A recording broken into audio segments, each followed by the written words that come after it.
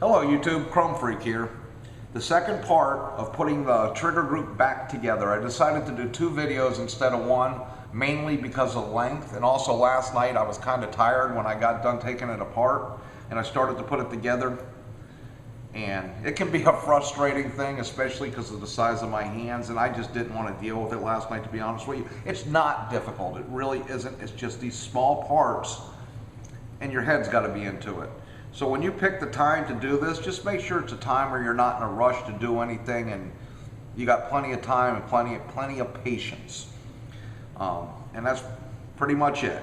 It's very basic. It's not a hard job to do at all. Okay, here's the old hammer spring and trigger spring right here. Here's the new one. Now the new trigger spring and the trigger are going to be the first pieces that we put back into the housing.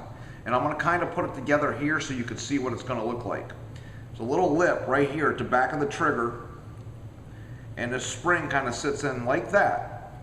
Now that spring will be folded, kind of compacted into this hole right here into the back of the housing.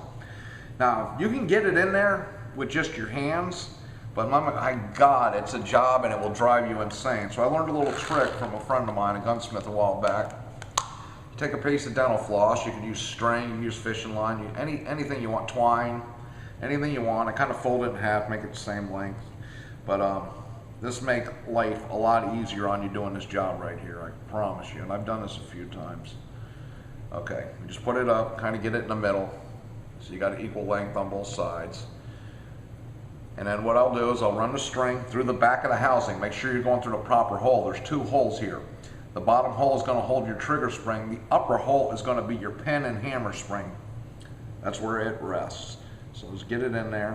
Just twist them up so they go in a little bit easier.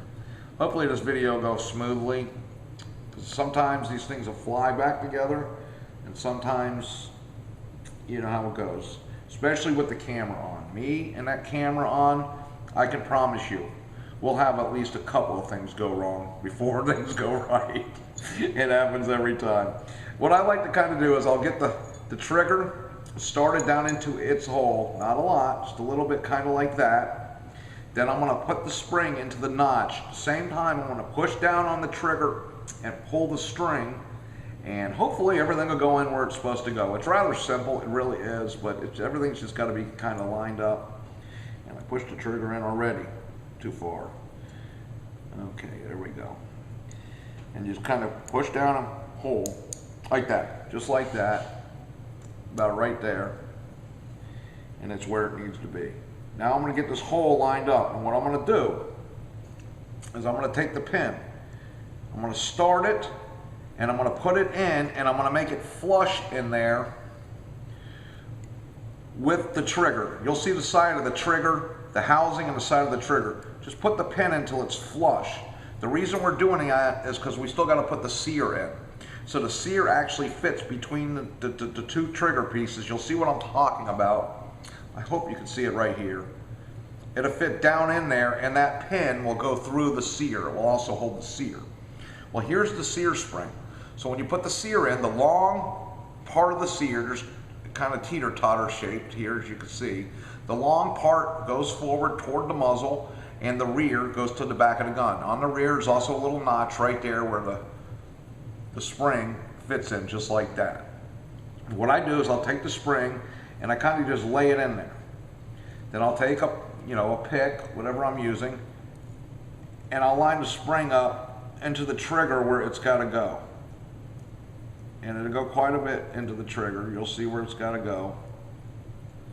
It'll line itself up. Kind of make sure it's centered. Then we're going to drop the seer in. Make sure, once again, short end to the rear, long end toward the front or the muzzle. Just drop the seer in. And what I'll do at this point is I'll take my pinky, because it's the only piece, the only one that can fit down in here to work with, and I'll push the seer back into the spring. At the same time I'm doing that, I'm going to be pushing with my thumb right here on the pin and pin it.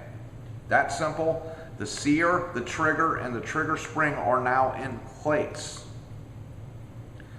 Okay, the next piece that's going to go in is going to be the hammer itself. We're going to set the hammer directly on top of the seer. Don't worry that it's going to push the seer down, it's fine. It's not hurting a dang thing. Just go ahead and do that. take the pin, pin it, just like so. That's done. At this point, you know what, just for the heck of it, I'm going to leave my string in for right now. I usually at this point take the string out, but I just got a funny feeling about this spring. It might pop out on me because this is a brand new recoil spring and it's pretty stout. So what I kind of do is I kind of like to stand the whole housing up, get the spring and the pin in like this, and now obviously it's got to be compressed with the pin coming out like that and fitting down into the top hole on the housing right here. At the same time, you got to get the pin in underneath the hammer, and that's about where it goes, right there. So to do this, I like to stand it, like I said, up on end. I'll get the spring off to the side, kind of like this, with the bottom of the spring resting where it's got to go. Now we got to compress it and get that pin in there. So to do that, I don't want this hammer to fall, so I'm kind of holding the hammer up, hope you can see this, with my fingers and pushing down on the pin with the index finger and guiding it with my other hand. At the same time, you got to kind of have something here that's going to fit into the hole on this. So once you get it compressed enough, you're going to need a tool to help you. Go ahead and push it down and get it underneath and in place.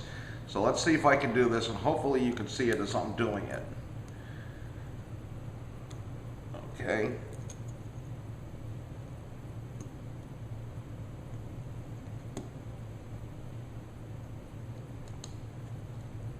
And this is the hardest part of the whole thing. It just takes a lot of strength to get this thing down in there. Now there's easier ways of doing it.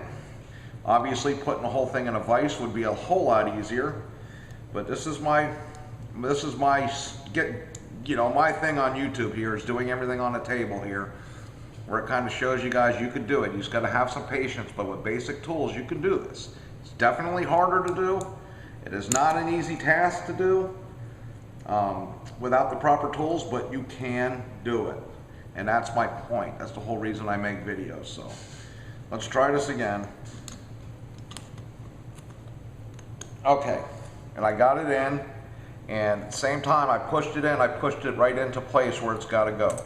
So it's right where it needs to be. Everything looks good. I'm going to go ahead and take the dental floss out, and we're going to check right now. Now the safety is not in there, but we don't have to worry about that. We're going to go ahead and we're going to cock the gun back all the way.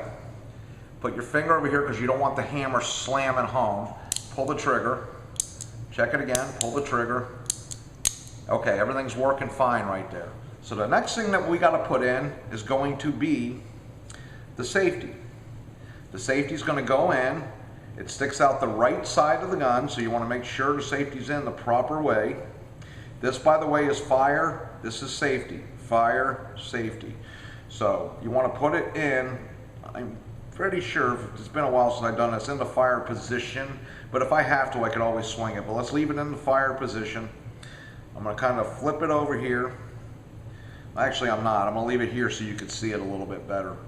Okay, what happens here is this spring right here is going to go, there's a hole, a notch right here in the housing. You're going to stick this in there, and there's a little lip, a little groove right here. This is the magazine release channel, you could say. But you got to get that spring down in there, and I got it in, it started. And just leave it like that for right this second. Now this spring here is your magazine release spring. It's going to go down into this hole right here.